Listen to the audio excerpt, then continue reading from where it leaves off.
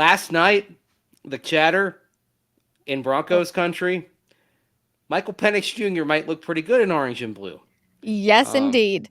this will be, I have a little piece up on that at denversports.com. Chris Harris Jr. going on social media saying if they drafted Penix, he'd buy his jersey. Yep, I saw that too. I was like, all right, all right. Yeah, so it's going to be a fun few months here. For sure. Mace, real quick, have you ever seen this fan base so divided? Because it really feels like it's either Team Sean Payton or Team Russell Wilson, and there's very few in between. That's just one of the things that I've noticed this weekend. Oh, yeah. Okay. Drew Lock, Teddy Bridgewater. Okay. Tim Tebow, not Tim Tebow. Okay. That makes me feel a little bit better. I Oh, wasn't around for all of those years in the media. I was a fan, but yeah. when you're in the media, I feel like there's a bit of a different outlook because you hear all the sides, right? Compared to just some of it. Yep. And just wait, because if they are in the draft quarterback conversation Uh-huh. and they don't move up to the top 2, 3 picks, if the conversation is, in the maybe moving up for Jaden Daniels, but perhaps the Bo Nix, Michael Penix Jr., JJ McCarthy conversation, just based on what I saw last night, Rachel, this is going to divide Broncos country into camps over which quarterback they like. I mean, because Oh, eh, it's sometimes Penix, Bo Nix. It's yeah. this. The next few months could be really interesting because that's another thing about these core. If they are picking from the Nix, Penix, McCarthy pool, um, they are they're different types of quarterbacks. Yeah. These three. I mean, McCarthy especially is very different from Nix and Penix. I mean, McCarthy is more of kind of the classic, rhythm kind of quarterback.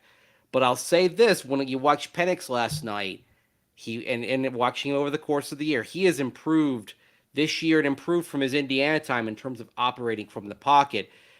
You look at him and you see somebody who, yeah, he could do the Sean Payton things. Bo Mm-hmm. Nix can do the Sean Payton things. Now, Bo Nix probably has a little bit more capacity to take off and get yardage on the ground. Penix has some mobility, but the injuries have kind of forced him to become a little bit more of a pocket operator, Yeah. which is fine. Probably ends up suiting him really well. The other thing on Penix, we wouldn't be talking about him in the middle of the first round potentially if he didn't have the injury history. If he didn't have two ACL tears, if he didn't have injuries to both shoulders over the last few years. There are some teams that will probably fail him on the medicals. And so I would expect there'll be some teams in the NFL for whom Penix is a medical red flag and he's off their boards entirely. Fascinating. Which one do you believe fits Sean Payton's offense the best? In order of those three, Mm-hmm. I think I think it's Penix, Nix, McCarthy in Okay. that order. And it's not, I mean, they all have the ability to be on rhythm, but you do want a little bit of a dynamic capability to that quarterback. Mm-hmm. And I think that's where Penix and Nix separate themselves from JJ McCarthy. I mean, McCarthy, did come through in the clutch last night. Yeah. Don't forget, he went several games between touchdown passes, Yep. right?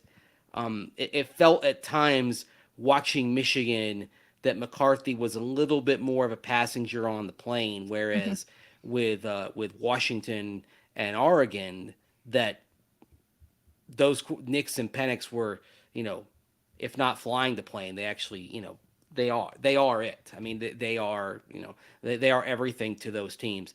I wouldn't take too much from Bo Nix's game yesterday against Liberty because Liberty was terrible. I mean, the Yeah. game was not as close as the score would indicate, and the score is 45-6. But I Which would is take, funny because they yeah, started out hot and then it just went downhill very quick.